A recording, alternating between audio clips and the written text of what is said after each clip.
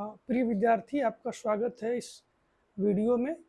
आज हम लोग इस वीडियो में बीए थर्ड ईयर 5वें सेमेस्टर 5th सेमेस्टर के कोर्स का स्ट्रक्चर क्या है, इसमें थियरी के 2 पेपर्स हैं, उनकी बात करेंगे, प्रैक्टिकल की बात करेंगे और प्रोजेक्ट की बात करेंगे। तो यह कोर्स जो है 4-4 क्रेडिट के 2 थियरी पेपर हैं, 2 क्रेडिट का प्रैक्टिकल है और 3 क्रेडिट का प्रोजेक्ट है। तो हम लोग इसके बारे में पढ़ते हैं कि पहला जो कोर्स है वो कैसा है।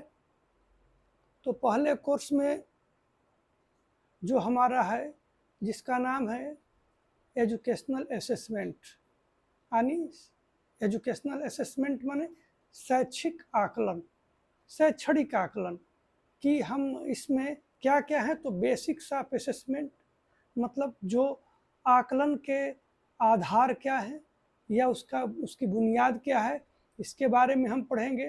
तो असेसमेंट और मेजरमेंट एंड इवैल्यूएशन मतलब आकलन, मापन और मूल्यांकन, इनका कॉन्सेप्ट क्या है, इनकी फीचर्स किस प्रकार ये एक दूसरे से अलग हैं और इनके बीच में क्या अंतर है, कब हम इनका प्रयोग करते हैं, किन परिस्थितियों में इनमें अंतर दिखता है।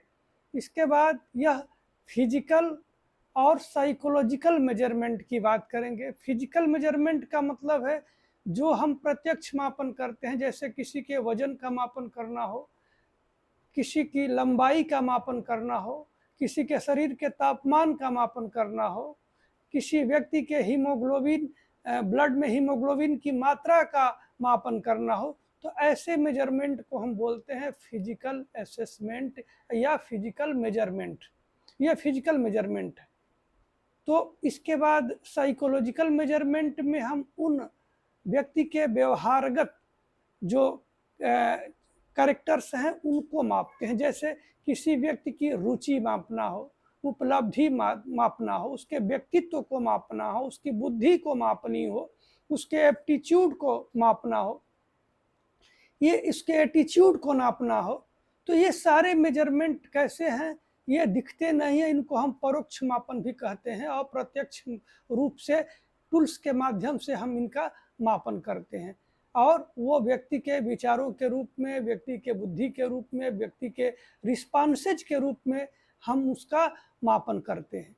इसके बाद आता है CCE, continuous and comprehensive evaluation.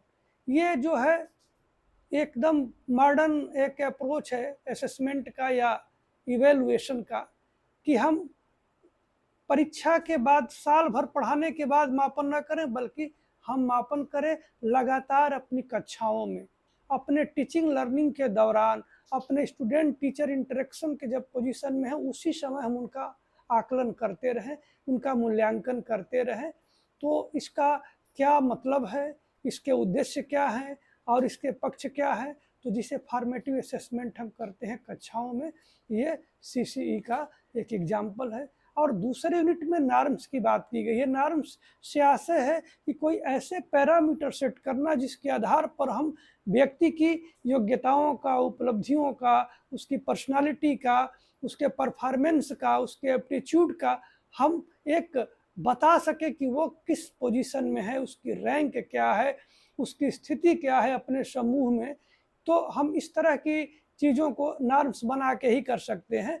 और उसका महत्व क्या है, मीनिंग क्या है और नॉर्म्स हम कैसे बनाते हैं, किस तरह से नॉर्म निर्धारित करते हैं, ये हम इसमें पढ़ेंगे। इसके बाद मार्क्स और ग्रेड। मार्क्स का आशय है कि हम कितने प्राप्तांक हमारे क्या मिलते हैं। 100 नंबर की परीक्षा हुई, 80 नंबर पाए कि 65 नंबर पाए कि 45 नंबर पाए, इसके आधार पर हम दे देते हैं श्रेणियाँ भी कि प्रथम श्रेणी, द्वितीय श्रेणी और तृतीय श्रेणी। तो ये एक तरह से मार्क्स का एग्जाम्पल था। दूसरी में हम क्या करते हैं कि ग्रेड प्रदान करते हैं ABCDE। जैसे अगर 80% से ऊपर किसी के नंबर आते हैं तो हम उसको A ग्रेड प्रदान करते हैं, और इसके बाद 60 से 80 के बीच में आते हैं तो हम उसे B ग्रेड देते हैं, और 40 से 60 के बीच में आता है तो C ग्रेड देते हैं, उससे नीचे आता है तो D ग्रेड देते हैं। तो ग्रेडिंग ऑफ ये जो वर्तमान में प्रचलन में ग्रेडिंग सिस्टम आ गया है, और तमाम बोर्ड, विश्वविद्यालय ये सारे ग्रेडिंग सिस्टम का ही इस्तेमाल कर रहे हैं। और इससे संबंधित जो आप बुक पढ़ना चाहेंगे तो ये बहुत अच्छी किताब है एसपी गुप्ता सर की, आधुनिक मापन एवं मूल्यांकन। इसमें आपको असेसमेंट, एजुकेशनल असेसमेंट के बहुत से पोर्शन मिल जाएंगे। और क्रेडिट सिस्टम की बात की गई है, तो क्रेडिट सिस्टम मतलब ही मैंने बताया कि यह कोर्स जो आपका थियोरी का ये पहला पेपर है, ये 4 क्रेडिट का है।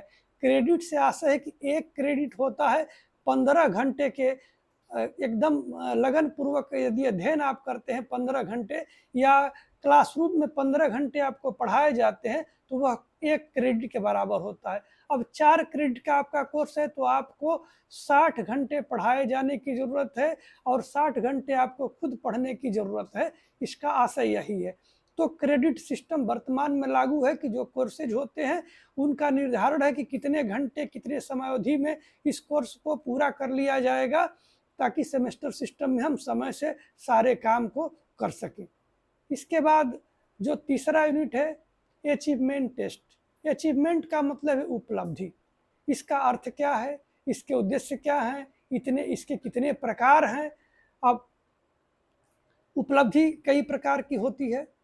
आपका जब आप पढ़ेंगे तो देखेंगे कि आपका सब्जेक्ट का अचीवमेंट कैसा है, आपका एक्स्ट्रा करिकुलर अचीवमेंट कैसा है, आपका स्पीड का अचीवमेंट कैसा है, आपके अन्य चीज़ों को देखा जाता है अचीवमेंट में।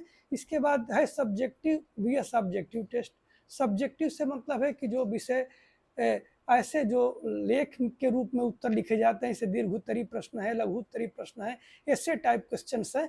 तो इस पे जब मूल्यांकन करता है टीचर, तो 2 टीचर मूल्यांकन करते हैं तो दोनों के मार्किंग में अंतर आ जाता है, तो उसको हम कहते हैं सब्जेक्टिव टेस्ट। दूसरा ऑब्जेक्टिव टेस्ट होता है जिसमें एक निश्चित उत्तर होता है, या अगर सही है तो आपको पूरे अंक मिलेंगे, गलत है तो आपको 0 नंबर मिलेगा, चाहे कोई टीचर मूल्यांकन करता हो। तो इस टेस्ट के बारे में हम गहराई से समझेंगे और इसको पढ़ेंगे। इसके बाद characteristics of a good test. एक अच्छे परीक्षण में कौन कौन सी विशेषताएं होनी चाहिए। तो पहली बात कि उसमें ऑब्जेक्टिविटी होनी चाहिए, दूसरी चीज़ की उसकी विश्वसनीयता होनी चाहिए, तीसरी चीज़ की उसमें वैधता होनी चाहिए, चौथी चीज़ की उसकी प्रैक्टिबिलिटी होनी चाहिए, पांचवा चीज़ कि उसका एक नॉर्म्स होना चाहिए कि जिससे हम निर्धारित करें कि कौन किस श्रेणी का है। तो ये सारी चीज़ें जब हम इसको स्टैंडर्डाइज्ड कर देते हैं टेस्ट को, तो ये सारे गुण उसमें आ जाते हैं। इसके बाद चौथा यूनिट है इंटेलिजेंस का। इंटेलिजेंस से आशय है कि आपकी बुद्धि, और बुद्धि के तमाम सिद्धांत हैं इसमें। एक कारक सिद्धांत, द्विकारक सिद्धांत, बहुकारक सिद्धांत, पदानुक्रमिक कारक सिद्धांत, त्रिविमी सिद्धांत, इस तरह के बहुत से हैं। और तमाम आरवी केटल से लेके जेपी गिलफोर्ड और स्पीयरमैन, तमाम लोगों ने बुद्धि के सिद्धांत दिए। तो हमें बुद्धि के बारे में पढ़नी है और डिटेल में पढ़ना है, बुद्धि के प्रकार को भी पढ़ना है। इसके बाद इसके कंसेप्ट ऑफ इमोशनल इंटेलिजेंस, जो भावनात्मक बुद्धि है, इसके बारे में भी पढ़ना है, क्योंकि आज संसार की नीड हो गई है कि हम भावनात्मक रूप से मजबूत इंसान बने, ताकि हमारे अंदर टॉलरेंस, एक दूसरे को समझने की क्षमता हो। इसके बाद पांचवा यूनिट है मेजरमेंट ऑफ इंटेलिजेंस, कि हम बुद्धि को मापेंगे कैसे। तो हम आईक्यू के रूप में निर्धारित करते हैं कि इनकी बुद्धि इतनी आईक्यू है, इतना है, या किसी टेस्ट में इनका परफॉर्मेंस इतना है, या किसी अचीवमेंट टेस्ट में इतना इनका प्राप्तांक है। ये कई तरीके हैं हमारे इंटेलिजेंस के मापन का। तो उसमें जब हम मापते हैं तो वर्बल और नॉन वर्बल, जैसे कोई व्यक्ति पढ़ा लिखा ना हो तो हम उसकी बुद्धि को शून्य नहीं मानेंगे, उसके पास भी बुद्धि है। जब उसका आकलन हम करते हैं तो नॉन वर्बल टेस्ट लेते हैं, और पढ़े लिखे लोगों का भी वर्बल टेस्ट हम कर सकते हैं, छोटे बच्चों का verbal test, non verbal test कर सकते हैं। और वर्बल टेस्ट में हम मौखिक या लिखित रूप में परीक्षण करते हैं, और उसके आधार पर जब असेसमेंट करते हैं, मेजरमेंट करते हैं, तो ये हमारा वर्बल टेस्ट होता है। इसके बाद इंडिविजुअल टेस्ट की बात आती है, जब किसी एक व्यक्ति के बुद्धि का परीक्षण करते हैं, एक व्यक्ति के एटीट्यूड का, एप्टीट्यूड का, इंटेलिजेंस का, या किसी भी चीज़ का परीक्षण करते हैं सिर्फ एक व्यक्ति को लेकर के, तो उसको बोलते हैं इंडिविजुअल टेस्ट। और जब वही कार्य समूह में किया जाता है तो उसको हम बोलते हैं ग्रुप टेस्ट। तो जितनी परीक्षाएं होती हैं अब विश्वविद्यालय की या सर्विस की या एलिजिबिलिटी टेस्ट होती है, सारे ग्रुप टेस्ट होते हैं। और इंडिविजुअल टेस्ट भी हम करते हैं। इंडिविजुअल टेस्ट में हम बुद्धि परीक्षण करते हैं, आईक्यू निर्धारित करते हैं कि किसी भी व्यक्ति की, विद्यार्थी की आईक्यू कितनी है, इसका निर्धारण करने के लिए तब हम इंडिविजुअल टेस्ट करते हैं।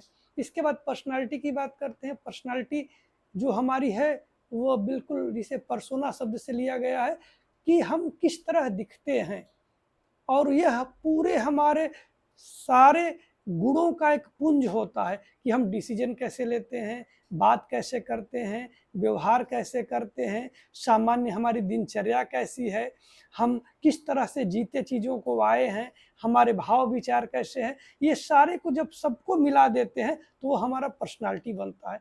तो पर्सनालिटी को जानना है, पर्सनालिटी के प्रकार को जानना है। जैसे कहते हैं कि कोई व्यक्ति एक्सट्रोवर्ट है, कोई इंट्रोवर्ट है, कोई एम्फीवर्ट है, मतलब तो इसके बाद जैसे भारतीय दर्शन में भी देखा जाता है कि सतो गुण, रजो गुण, तमो गुण के रूप में व्यक्तियों का मूल्यांकन किया जाता है। तो पर्सनालिटी पढ़ेंगे, पर्सनालिटी की थियरीज पढ़ेंगे। जिस प्रकार बुद्धि की थियरीज है उसी तरह से पर्सनालिटी की भी थियरीज है, उनको हम पढ़ेंगे। इसके लिए बहुत अच्छी किताब है प्रोफेसर SP गुप्ता की ही उच्चतर शिक्षा मनोविज्ञान, और ये जो अधिगम के लिए आकलन वाली किताब है ये भी बहुत अच्छी किताब है। दोनों किताबों में से हम कोई एक किताब रखें और उसको पढ़ें। 7वां जो यूनिट है वो है असेसमेंट ऑफ पर्सनालिटी। हम पर्सनालिटी को मापेंगे कैसे, तो इसके लिए पर्सनालिटी इन्वेंट्रीज होती है, बैटरी टेस्ट होते हैं। इसके बाद कई तरह के पर्सनालिटी के परीक्षण करने के लिए परीक्षणों का प्रयोग किया जाता है, उनको इस चैप्टर में पढ़ा जाएगा। जैसे प्रोजेक्टाइल टेक्निक्स है, इसमें हम प्रक्षेपण के माध्यम से हम गांधी से हार्मन रोसा का इंक ब्लड परीक्षण है, कोई अधूरी चित्र दिखा करके कहानी लिखने को दे देते हैं।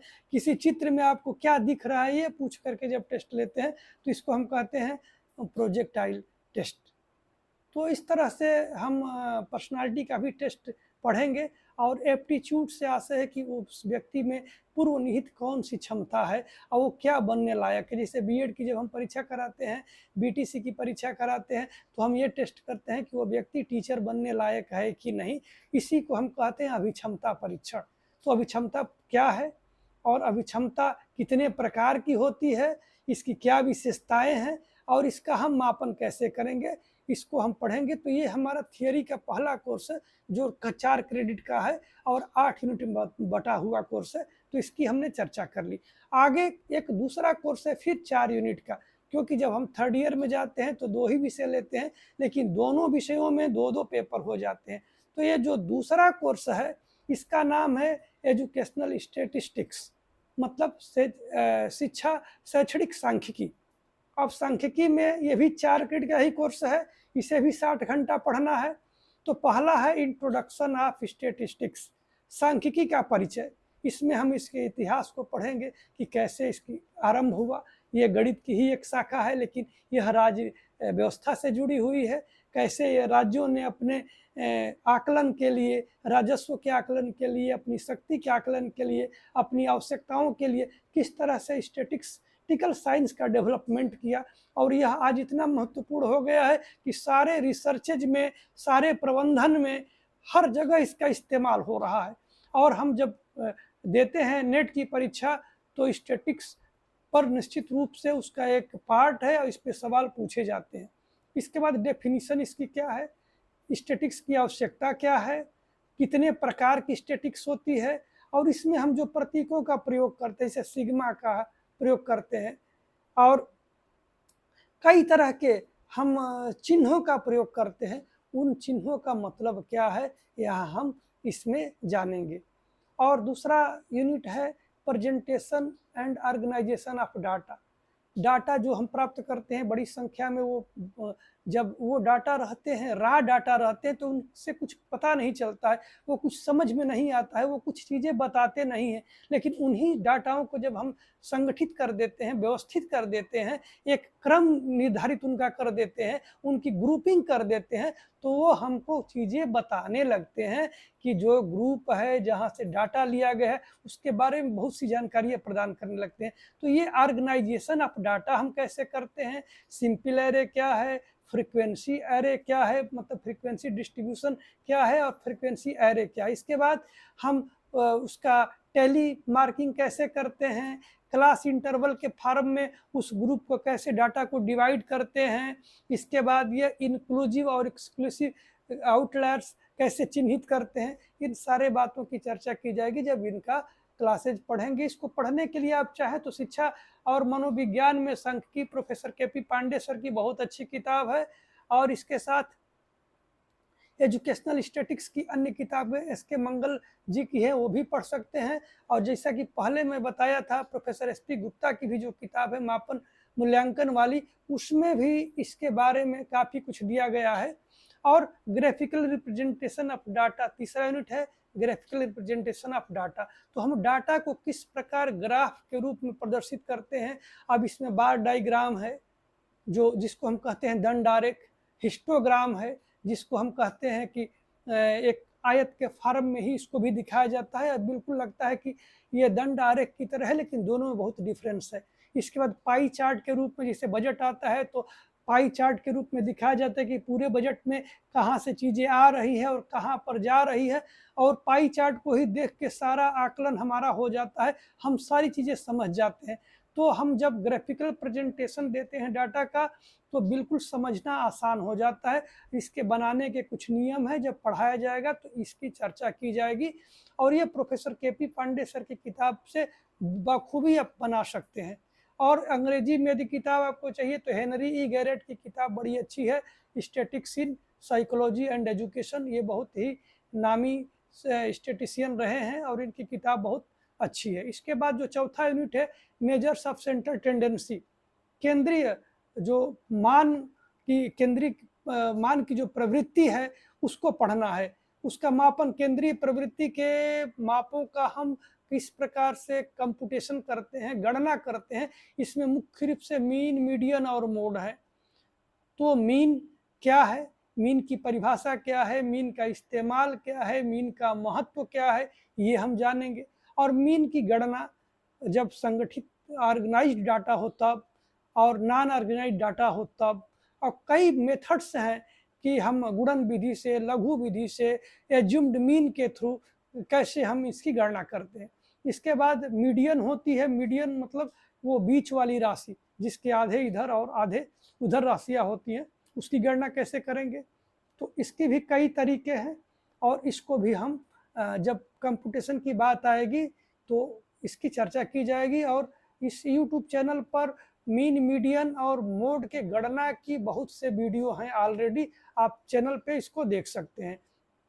इसके बाद जो पांचवा यूनिट है, मेजर्स ऑफ रिलेटिव पोजीशन, आप सापेक्षिक स्थिति क्या है ग्रुप में, तो कॉन्सेप्ट ऑफ रिलेटिव पोजीशन हमको पढ़ना है। फिर परसेंटाइल रैंक पढ़ना है।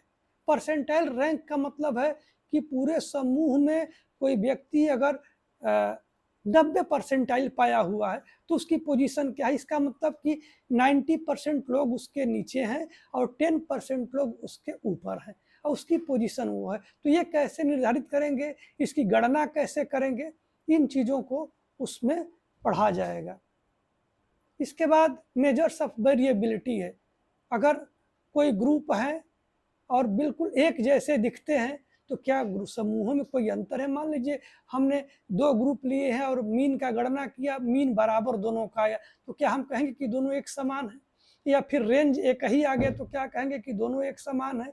या फिर जो स्टैंडर्ड डेविएशन की बात आगे की जाएगी। तो जब हम कैसे पता लगाएंगे कि ग्रुपों के अंदर जो विचलन क्या है, ग्रुपों में वास्तविक अंतर क्या है, इसकी गणना करते हैं हम रेंज के माध्यम से और मध्यमान विचलन के माध्यम से और मानक विचलन के माध्यम से, स्टैंडर्ड डेविएशन उसको बोलते हैं। तो इसकी परिभाषाएं क्या हैं, उपयोग क्या है और कैसे हम इसकी गणना करेंगे, इस पे स्टैंडर्ड डेविएशन पे भी इस यूट्यूब चैनल पे वीडियो है, आप जा करके उसको देख सकते हैं। या फिर सांख्यिकी की किताब में प्रोफेसर के.पी. पांडे सर की किताब से या एस.पी. गुप्ता सर की किताब से आप कंप्यूटेशन को सीख सकते हैं। इसके बाद कोरिलेशन है। कोरिलेशन का मतलब है कि दो राशियों के बीच में किस तरह की साम्यता है और किस तरह की विषमता है। एक राशि के बढ़ने पे अगर दूसरी राशि भी बढ़ती है तो हम कहेंगे कि ये पॉजिटिवली कोरिलेट कर रहे हैं। एक राशि के घटने पे दूसरी राशि भी घटती है तो पॉजिटिव कोरिलेशन है। लेकिन एक राशि बढ़ती है और दूसरी घटती है, या एक राशि घटती है तो दूसरी बढ़ती है, तो हम कहेंगे कि इसमें निगेटिव कोरिलेशन है।